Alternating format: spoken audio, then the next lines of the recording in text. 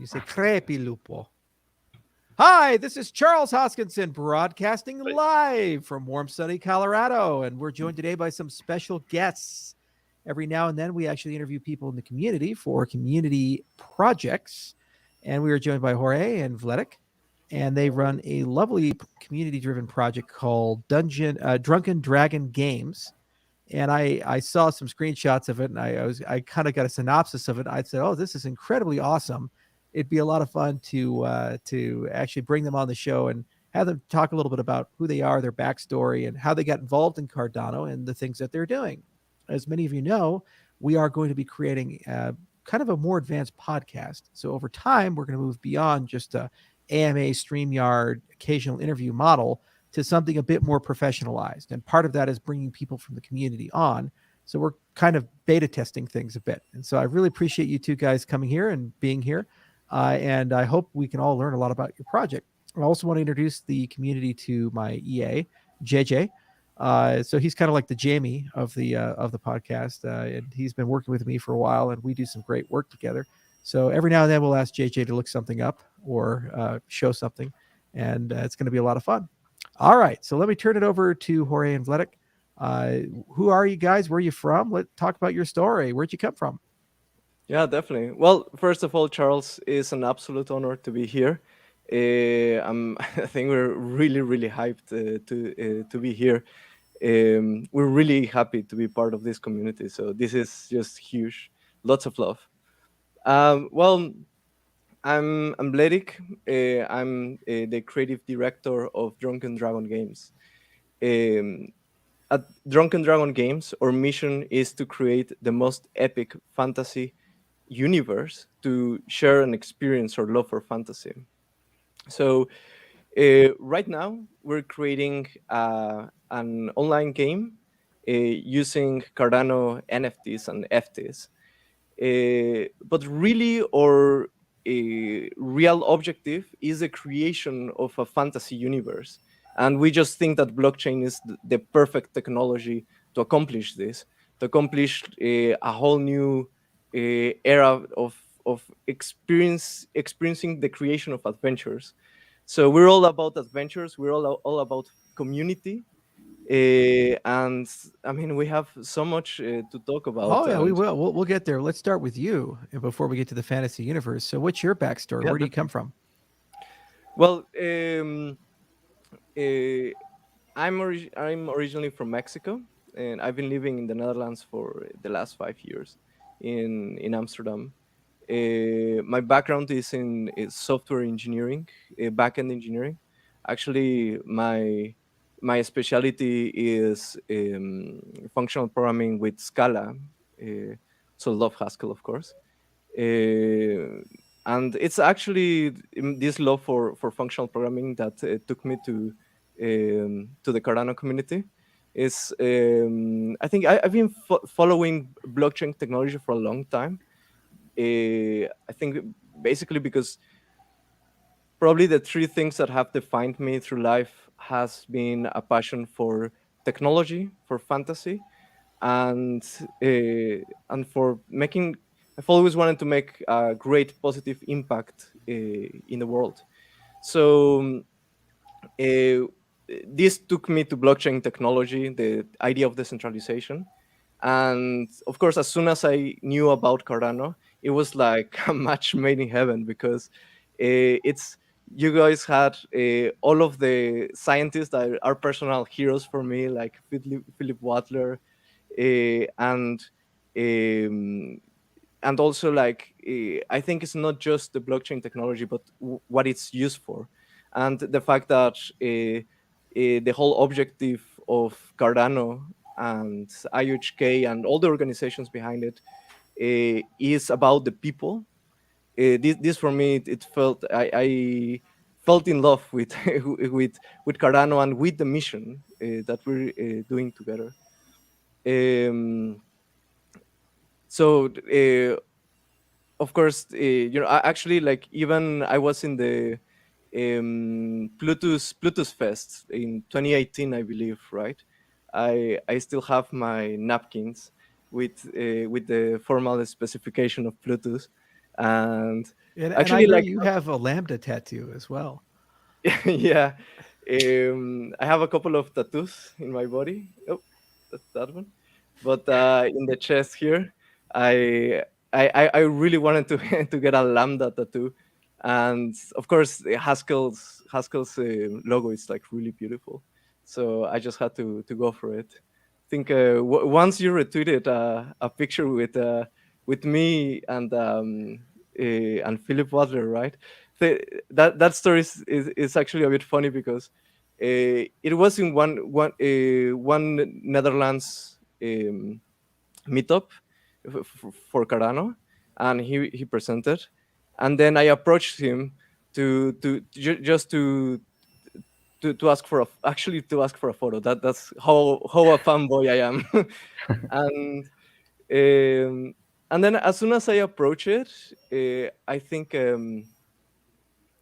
I had the the lambda tattoo showed a bit, Hmm. and before I could say something, Philip turned to me and he said like, "Oh wow, that's a really cool tattoo. Can I have a picture with you?" And I was like, "No, no, no, wait! I want a picture with you, not the other way around." Okay, so functional programming it's a beautiful thing, but it's a world away from game development. You don't typically see a lot of functional programmers work their way into the game development world. So, what was the passion or intersection to actually want to go and start building game experiences as opposed to becoming a traditional functional programmer and doing scientific stuff or writing papers or these types of things? Well,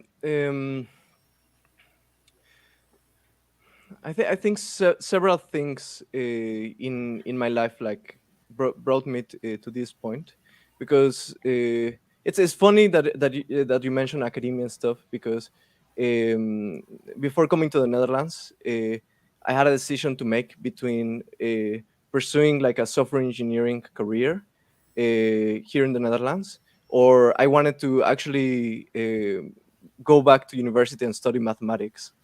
So I was like a little bit hesitant, and but in the end I decided to go and make some money so that I can later on return and study mathematics. But I think that in the end I realized that technology is just a tool, right? And this idea of trying to like change the world, it's for make a positive impact, always came back. So it was more towards like trying to achieve that. The reason why uh, came here to the Netherlands, just to try to find that. And uh, there was a moment in which after trying several things, I've always tried like different startups, education, um, what else, want to make a scientific research organization like a long time ago, etc., in Mexico. uh, I realized that humanity will always have a new level of abstraction in which it will cause problems to itself. Like there always gonna be something new. If we solve like world hunger right now or world Hmm. peace or whatever, there's gonna be a new set of issues that we'll worry and be miserable about. I mean, if you look back into history, like we're in the best position right now. Like we have amazing technology, we have a lot of really cool stuff, and we're still miserable. Right. So I realized that what I really want to do is impact people's life through making their lives feel meaningful. So when I look back at my life, the moments in which I felt the most like that my life was truly happy was the moments in which I was sharing fantasy with my friends or with my wife, right? It's like these moments in which we were like playing World of Warcraft together, or just playing Dungeons and Dragons and having some good laughs and just Which sharing. edition did you come in? Were you third edition kid or fourth edition or fifth edition for Dungeons and Dragons? I would love to say that I'm like this really old, like I would love to say like second edition or something like that, and be like super hipster about it. But I must say that I'm a fifth edition. Go on.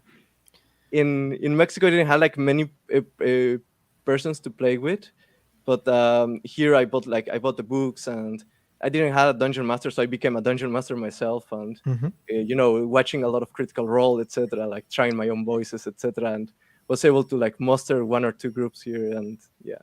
Yeah, you know, it's interesting. Years ago, I was at a movie theater and I looked at the person left of me and she was on her phone. Then the person to the right of me was on her phone. Everybody's just distracted. This movie's going on. It's a great movie and it's very captivating.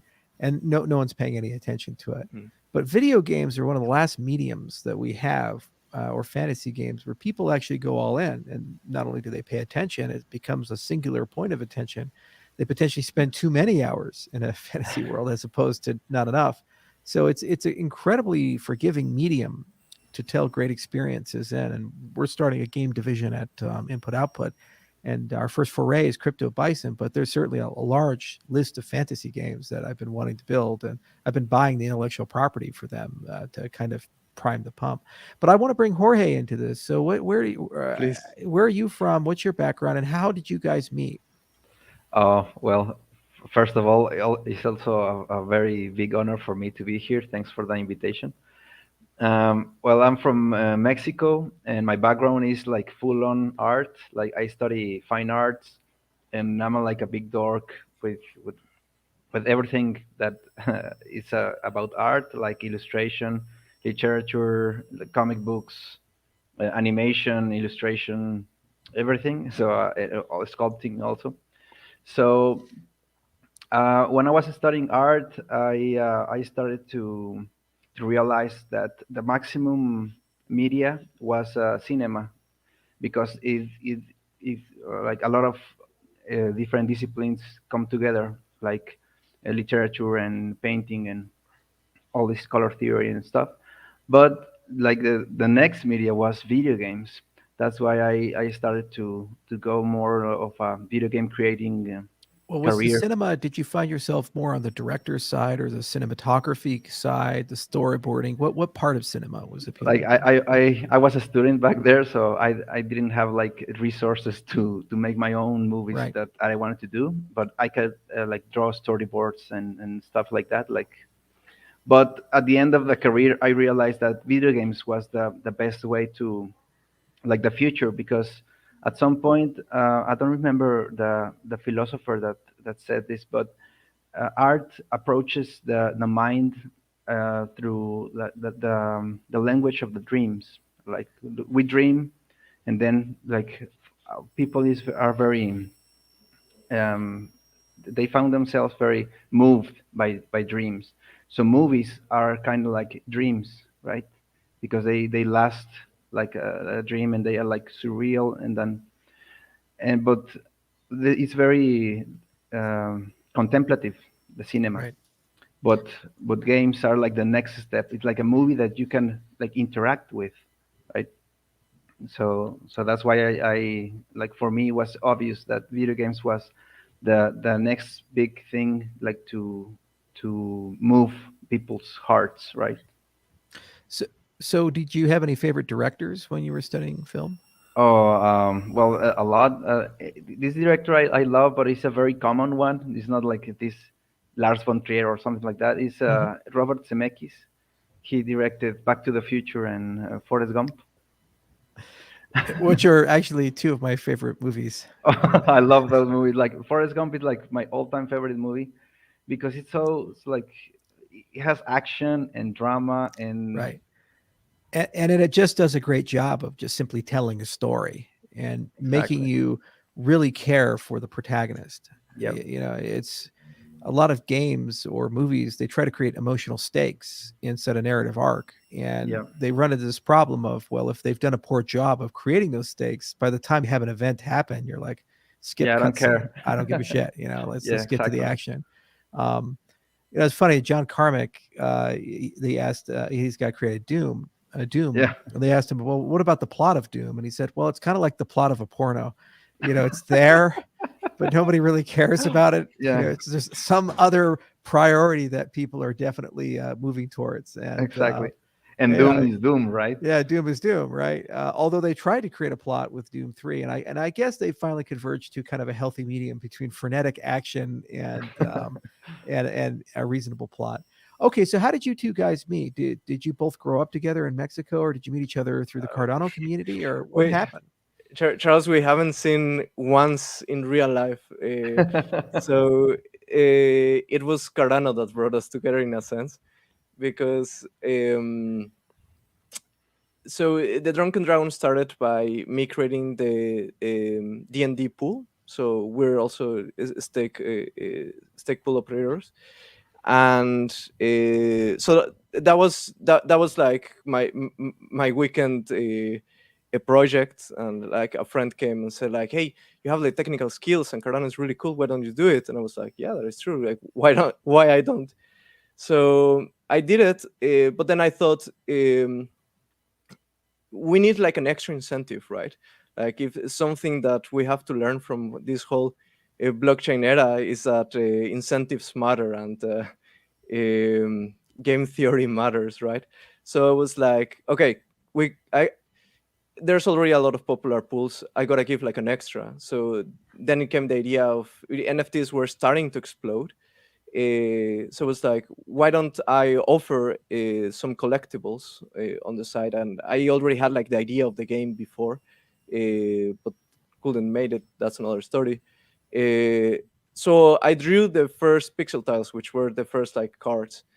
Um, and I started offering them, and it started growing slowly, but people are starting like catching on. And for me, it was always about the people. So some people stayed because of the fantasy, and because I think I didn't promise a lot. So I'm really grateful for those who stuck in the beginning. But there was a moment in which I was like, all right, I really need someone who's really good at pixel art, because my amateur pixel art is And Jorge okay. was your guy. It's just like this is the guy. so so basically, I think I was lucky because I have another friend who's really into the video game industry, and I asked for her help, and then she started like posting on different places. And there's this like Discord for like Latin American game developers, and Jorge replied, uh, and we started the conversation. And I think we had like a long Discord conversation where we talked about like blockchain and video games and stuff like that. And I mean, he is. I really encourage everyone to see Jorge's art, because he's a really skillful artist.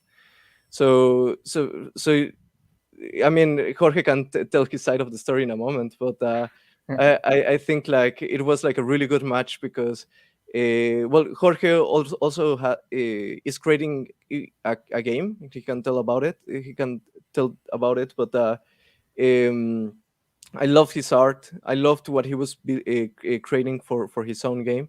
So I invited him to create the what we call the Grandmaster Adventurers collection. Um, so I told him, Jorge, we need to do something special. We need to try to do something different. So, well, you can see and judge the Grandmaster Adventure collection for yourself. But we invested a lot of effort and emotion into that one, and And that one is sold this out. like So pixel art bitmaps? Are we talking about 3D models? Are they digitized sketches, or what exactly? When you say art, it's a broad category. So what mhm. particular artwork were we talking about here? Well, for the collection or for Jorge's art? For starting with the collection. Yeah. Well, the Grandmaster Adventures collection, it's adventurers, right? Because Drunken Dragon is all about the fantasy adventurers, and these adventurers, um, they're like full body front with a circle with backgrounds on the Mhm. side, and it's animated as well, like on cycles.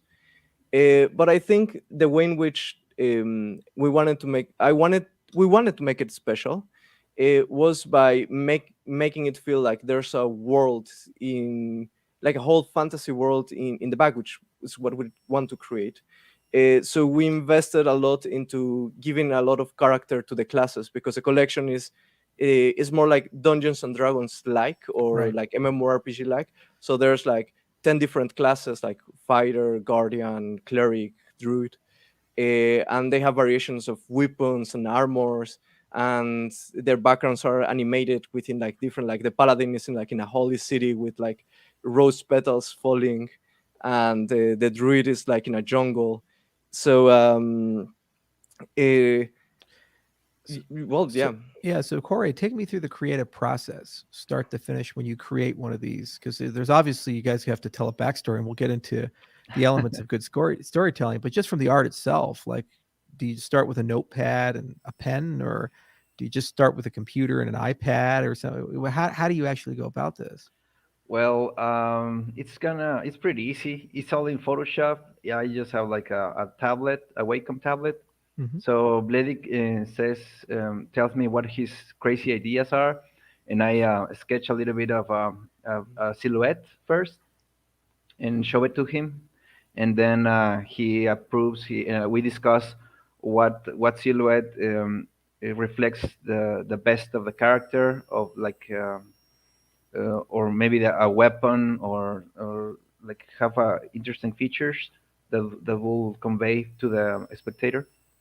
And then I come back with a silhouette and paint the colors in. And at the beginning, it was only like the characters, and the background was the the card. But then Bledick has had the amazing idea that I can animate everything, and it was a lot of job, a lot Was of it like work. a GIF animation or something like Yes, that? Or okay. yes, they are like, and in the end, I think we did. I'm very proud of the work we came to And show. was the inspiration like an 8-bit character like Final Fantasy, or what was the source of inspiration for the artistic style? Oh, it was first of all, I have to see everything about D&D because I knew it existed, and I've played Blizzard games like Hearthstone and WoW, and I know about them, but I had to like to go deep in the lore about of D&D and see the style, and Bledick had already put some kind of a style with his pixel tiles, so I tried to do something in between. Okay. So let's talk about then building the world around the characters. Yeah. So you want to make them go to life, and you're going beyond a picture, and you're saying, well, where do they live? What do they do? World building is super fun, but also it's an endless river, as George R. R. Martin started learning with Westeros. He's invested, I think, now 30 years in this endeavor. He's nowhere close to done, and Tolkien is the same way. So you could kind of overdo it, and there's some diminishing returns there. So how do you go from a picture where you guys say, "Hey, that's it, that's beautiful, and it's moving," to actually a game world around that? What's your creative process about So, that? Well, I think to start answering that question, it's important to add a little bit of context to explain our process, which is that after the Grandmaster Adventures collection sold out, we were using all of this money to actually create a game studio. So right now we have like maybe 15 persons working with us, like every day, full time. And we're working the next collection, which is way much more beautiful because we're doing like full splash art with some crazy good artists, and we're starting to invest a lot into the actual game world, like the lore development, which is what I'm going to talk about right now.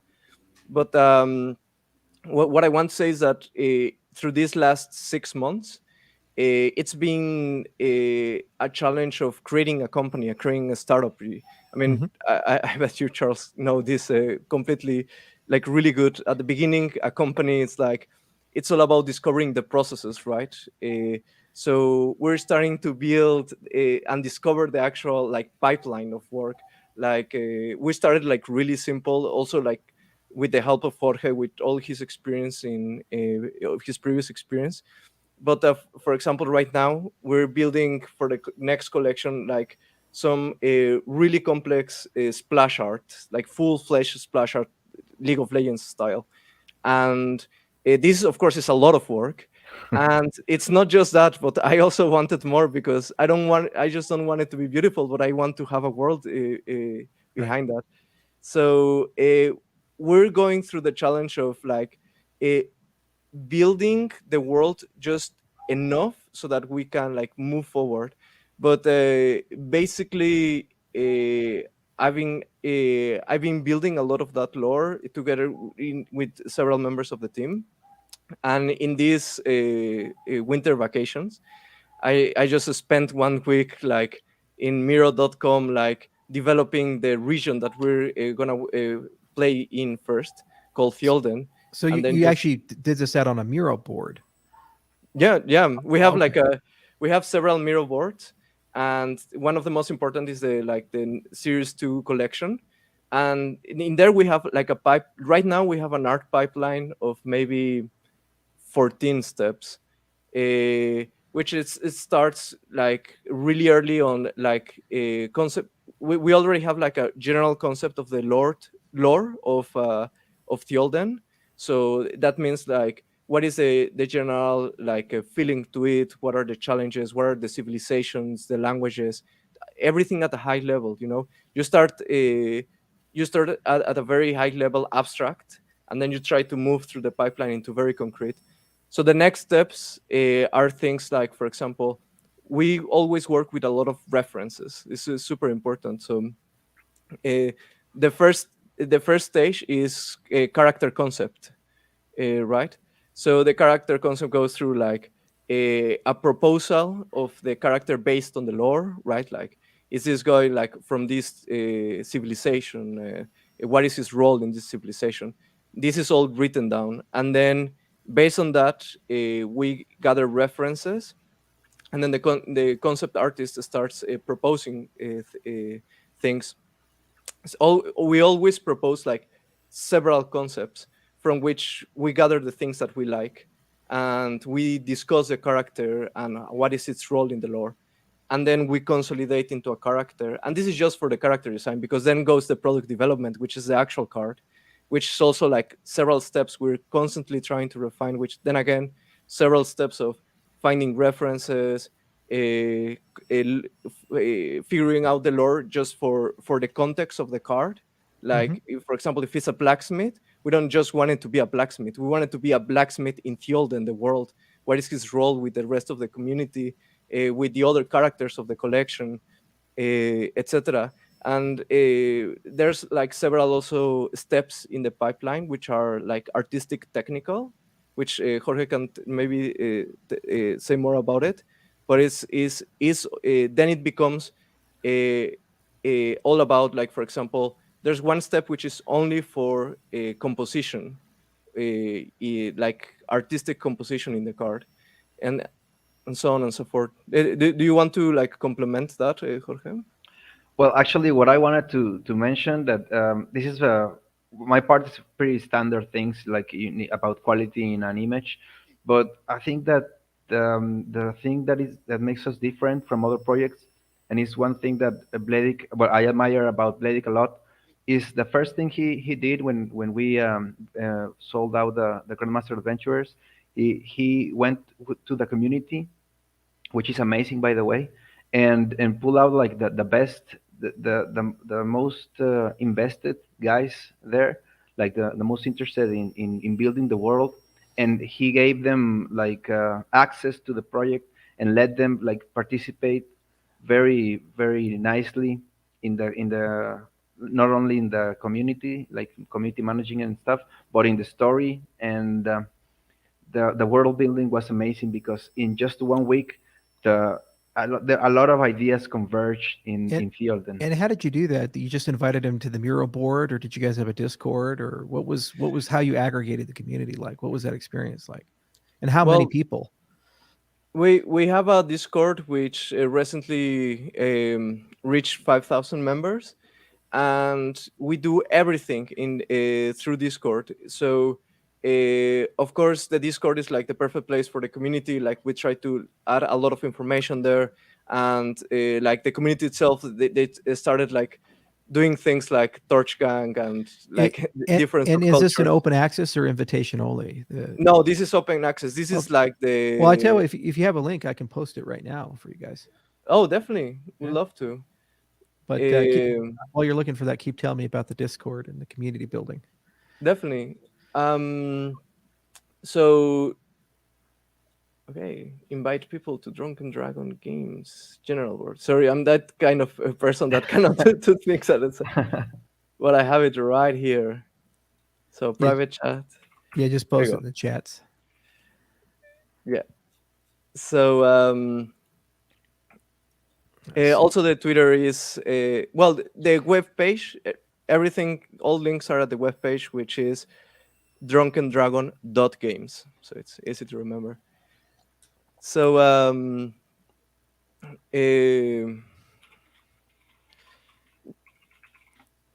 So this Discord is the Discord for the community, and we got moderators directly from the members who were really committed as we started to become really committed in the project. We call them the innkeepers.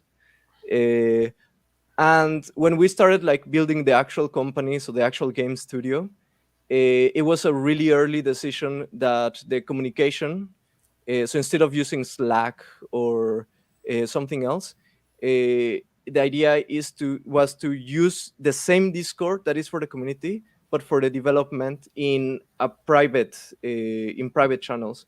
This is because I want our developers and our artists to be in direct contact. I mean, one channel away with the people that we're trying to bring value to, right? Right. And we also created one private channel, which is called um, the Council of Elronidas.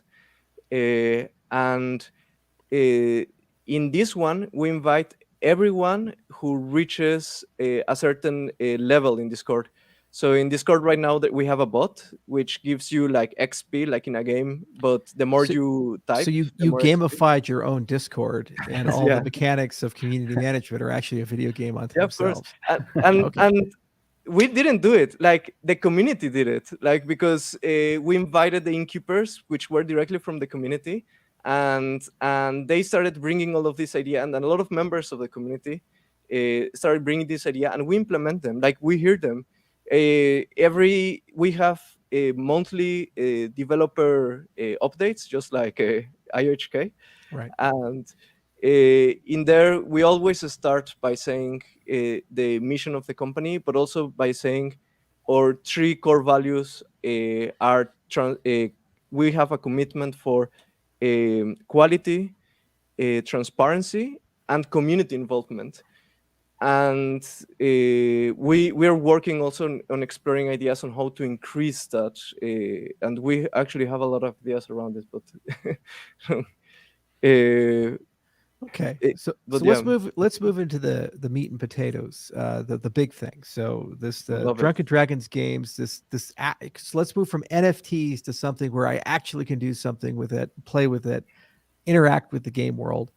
All right, sell me on the vision. What is this game world? Is it like a big MMO? Is it a single player game? What exactly am I doing with this? Yeah, definitely. Well, first of all, for those who are watching, we have a recorded video with exactly answering this question, but like the 40-minute long version of the answer that I'm going about to give. So I encourage people to go and check it out. And Um, is that link you just gave me, the drunkendragons.games? yep, indeed. Okay, let me It's post that for everybody. So as I post it, walk me through it.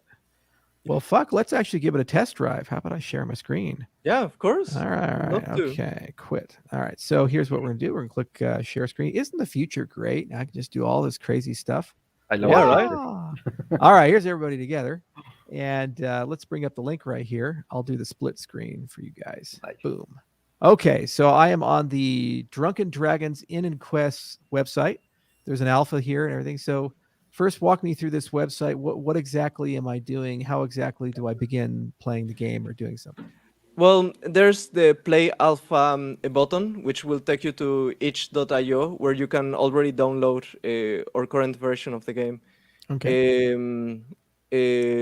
Actually, it's really easy. Like you can just open it and run it, and I could share you a wallet. Right now, it works like pool.pm in the Okay. sense that you add a wallet, and we'll read directly from the blockchain which pixel tiles and the collectibles you have, and then you can already use it for the first thing, which is displaying your collection. But I mean, I can start pitching the game right now, but I guess you wanted to show the video. But this is a part in which you download the game, and then in the web page, we have other like core informational videos Right. below, and even below like the collections, like the information of like what is the policy, access to like the different places where they can find and browse the collection, etc. So did you guys create all this artwork, like this This piece is right here? Charles. You're looking at Jorge's artwork right Oh, here. wow. uh, and that's the video. But let me just give like and this is also Ferraz's art, the Grandmaster Adventurers. This splash art in the bottom as well. But a huge shout out to our artists in the community on Drunken Dragon games, which are doing like an amazing job representing our world with their art. There's a lot of things we want to show already, but they're in development. And just to give like a small preview, which is like the actual art which is in game right now. Mhm. This is from an artist called Luke, and when trying to create the world in game with the pixel art, Mhm. I told him this must be a warm world, which is basically Ghibli together with the Lord of the Rings, so with pixel art. So we iterated a lot through it, and he did an amazing job. And then again, one of the videos that is in there, just to show that we're not just about like collect NFTs and stuff. Like we really want to invest into creating the world. We created a narration with the terrific voice of our head of innkeepers called Terahertz, and we did a narration of 10 minutes with his voice, telling the story, one short story of our next legendary adventurer and Okay. her two companions. Well, I assume one of you guys probably has the game installed on your computer, Jorge, Yeah, or Yeah. you want to do a live stream? So all you got to do to share is that little mini button there, share. Just click it and you click share screen, kind of like Google Hangouts or anything else. It uses the same underlying technology. You want to take it for a test run and kind of walk us through a tutorial? Charles, I've loved to do that. Come on, let's play some games together, guys. You excited? Yes. It's a Okay. pleasure. So yeah, so just make sure that all your screens are closed that you want closed, because the whole world is going to see it otherwise. I'm And- just gonna. And actually, while Thank- you're doing that, Vletic, Jorge, I do have some questions about the platform. So I noticed that it's a Windows-only installation. Did you ever have any discussions about having this as a browser-based game? We haven't. Well, not that I remember, but at the beginning it was gonna be a cell phone game. Mhm. But again, we went to the community and made a question, like an open question. Hey guys, do you prefer a cell phone game or a desktop game? And like desktop won, but by far. So that's why we decided to make it a more of a desktop type of Okay. game, like downloadable. But why not a browser-based game? Because that's also a desktop interface. So was there just a specific pipeline you're using Unity or Unreal, and it was just easier to develop We that, are or what? using Unreal, Okay. but I'm not sure why. Why I think this is more of a kind of like a blended question. No, definitely. So basically, then again, we're really focused on making the game as fun as possible, and also make it like an absolute artistic masterpiece. So if we limit ourselves to desktop only, and we're using Unreal Engine 4 right now, Mhm. on the artistic side, we gain a lot because we can be a little bit more free with the shaders and all the different effects that we can use. I mean, right now we're not exploiting it, but we intend to do it. And also regarding gameplay, we really want to be this game, the multiplayer game, will have a, it will be hard to tell if it is or it's not a MMORPG. And also, like the combat system, we want to make, or philosophy behind the combat system is, and we're going to talk more about it this Thursday on the dev update, but it's to make it, a, of course, a lot of fun, easy to get into, but with a lot of depth. So I potentially want to see like esports around it. So of course, for that, having a keyboard and a mouse is, you Right. can develop, yeah, much more complex. Yeah, we're using Unreal 5 right now for Crypto Bison, and it's been a great experience. I'm a big fan of Unity, and then there's Godot and Babylon JS and a few of these other middleware engines. But Unreal 5 in particular has a lot of great features that are baked under the hood. So I can understand why Unreal 4 is quite appealing, because it's a good ecosystem to build games around, and it's got a great community, and it's very easy to work with your pipelines. Okay, so we're going to add this to the stream. All right, we are in Drunken Dragons. So walk me through this, guys. You're our dungeon master. Where are we going? All right, awesome. Well, first, this is the receiving main menu.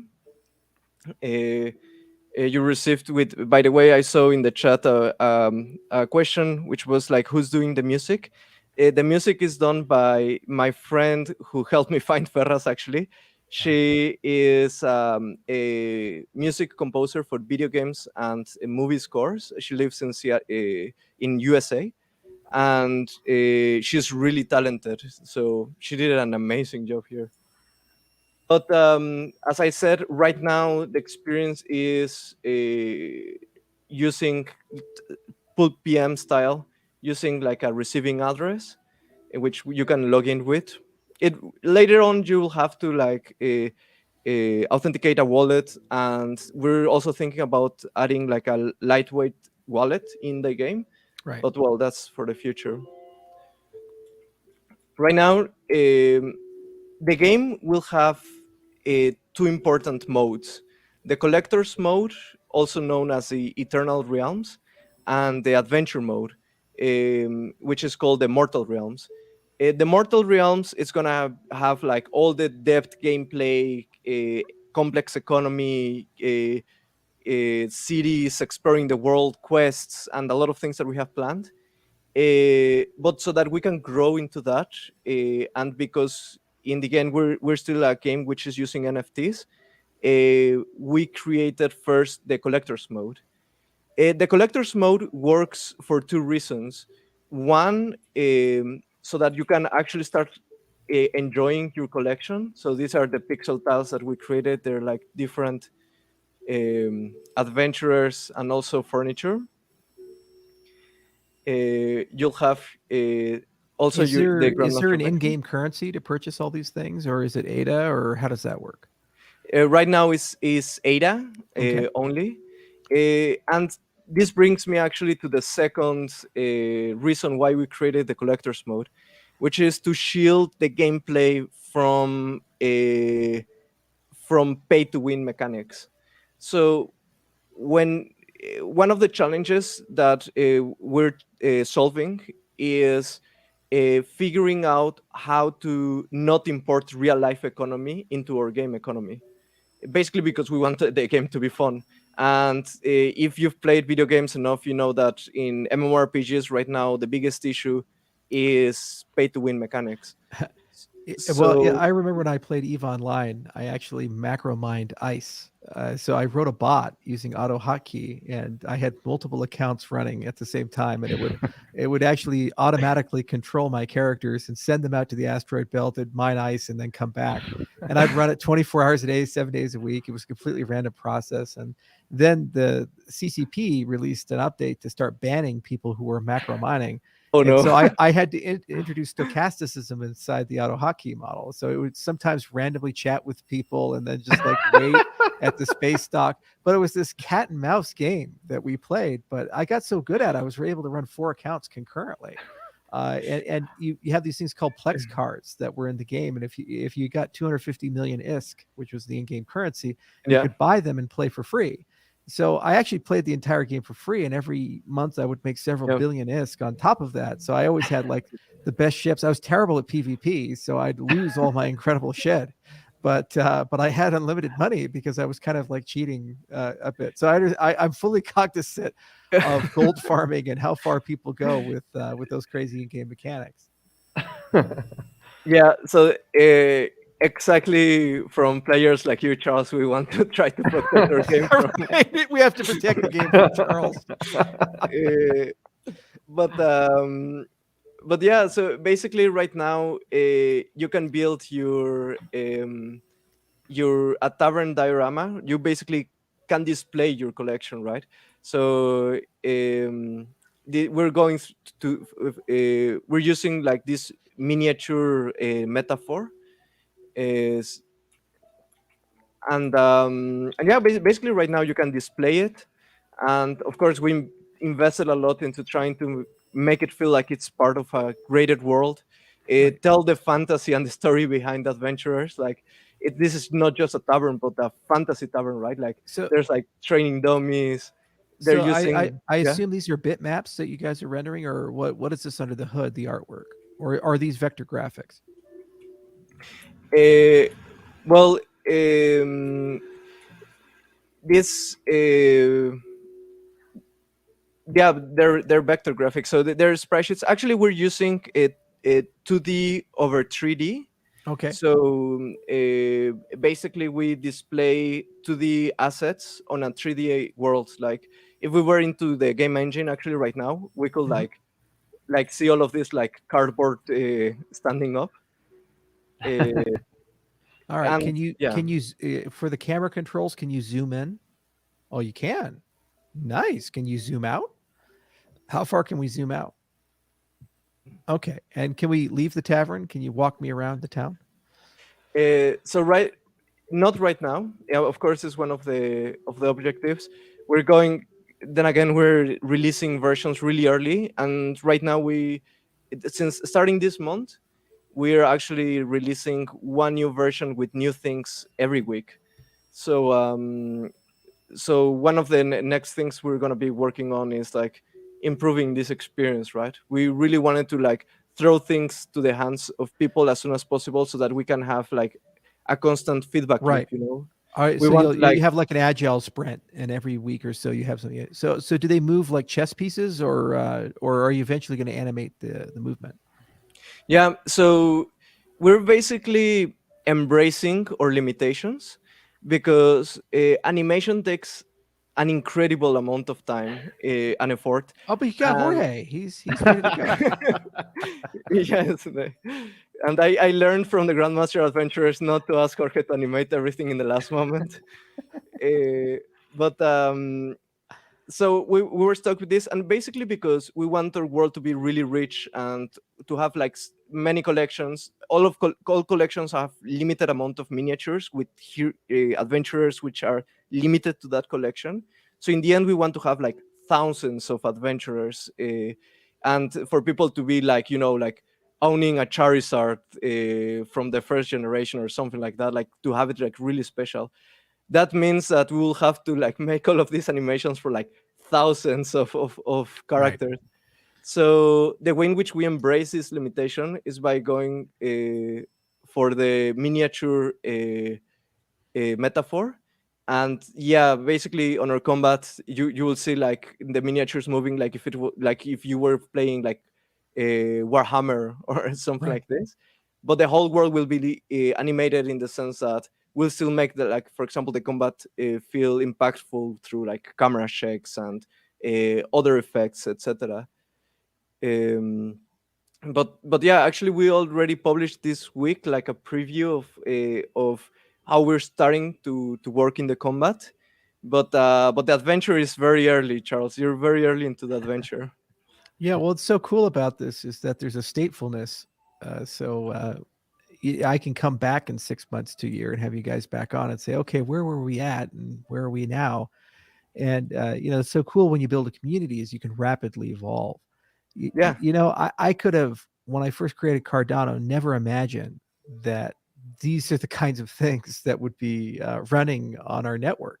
It's it's like it was inconceivable to me in 2015 that we would see Drunken Dragon games and it'd have discords just materialize out of the ether. But it really showcases the power of community. And when we say there are 200 projects on Cardano, it's like, well, we see the dexes and these other things and the obvious ones, and these are the fun ones because they really pull together a lot of different gameplay mechanics. We have to get going here in just a little bit, but I wanted to throw it back to you guys for some final thoughts. Yeah. So did I stop sharing? Yep. Yeah, I did. Awesome. So final thoughts. Yeah. Well, I think that the general message that I would like to give is that I think that technology, money, etc., they're just tools. They're tools that should impact in the end people. And the way in which I know that you at IHK and Cardano is impacting is through, like, for example, giving much needed financial tools for those who don't have it, like the unbanked, etc. For us, it will be try to impact people through, like, giving them like an epic universe to share with their friends and feel happy. Right. We really, our final objective is to see people happy, right? Uh, and I think this is the commitment that from our side we want to keep close to our hearts. We have a lot of things that we have planned for the future, like including this idea of we'll talk more about this week about it, but about decentralized intellectual property. There's going to be a moment in which we're going to open up the Drunken Dragon universe. We're going to make all of our art Creative Commons. We're going to open source our game and technology, and we will use Cardano's Project Catalyst for on-chain governance over the universe of Drunken Dragon. We really envision creating a universe where everyone can contribute to it. So imagine, like, if you had like the opportunity to contribute to Star Wars universe, right? And Right. remove the centralized organization that is doing nice or wrong things with your fantasy IP, right? So we really envision to have the Drunken Dragon universe to be a place where you as an artist or as a game studio or as a serious production company can come and propose, instead of doing Project Catalyst proposals for funding or to make your actual project like a canon in the story of Drunken Dragon. So you would use Project Catalyst to do these kind of things, right? So we envision a distributed world, which is like native for like, the metaverse and stuff like this. We want to make like the world biggest Dungeons and Dragons role-playing experience, right? Where Yeah. everyone can contribute to it. When third edition Dungeons and Dragons came out, WotC did something very interesting. They open sourced the game system, the D20 game system. And it was a mixed bag for them because after they released fourth edition, there was a schism in the community, and the community hated fourth edition so much that people just stayed in third ed. So in response, WotC started cracking down on some of the publications like Dragon and Dungeon and these other magazines. And so then it created an arms race, and eventually Pazio created Pathfinder, which became like an alternative viewpoint of third edition Dungeons and Dragons. But they couldn't stop them because the game source was open. And now Pathfinder is a rich, vibrant world. Video games are made like Wrath of the Righteous and so forth. And none of that was intended by WotC. They were trying to keep it in the family. And unfortunately for them, it escaped the lab. And now it's there for better or for worse. And actually, it's a great game world, the Pathfinder game world.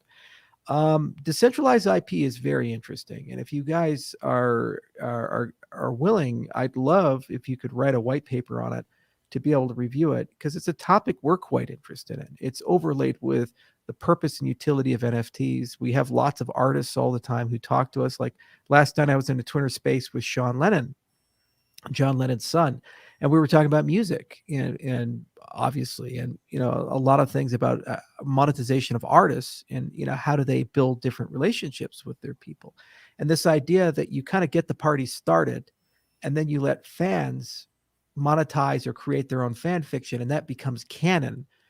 That's a desire that we've seen in Star Wars and Warhammer as a fantasy world. So many different worlds. People have done that. Game of Thrones is another example. And I love the ambition that you guys are pursuing in this respect. So DIP might become a big thing, decentralized IP. And we're certainly going to try to explore that with Crypto Bison and create a game world and so forth. But it's good to see that there are game studios in our industry that are already focused on that.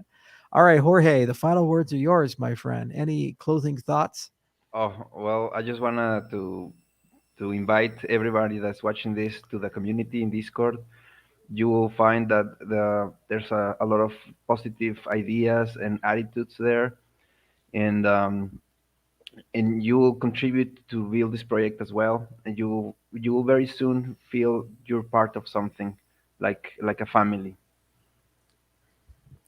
Okay, so if you guys want to be on and showcase your project, the email to send an email to is jeffreyseiler@iohk.io. It's right there on your screen. Let me know who you are, where you come from, how long you've been here, how you get started.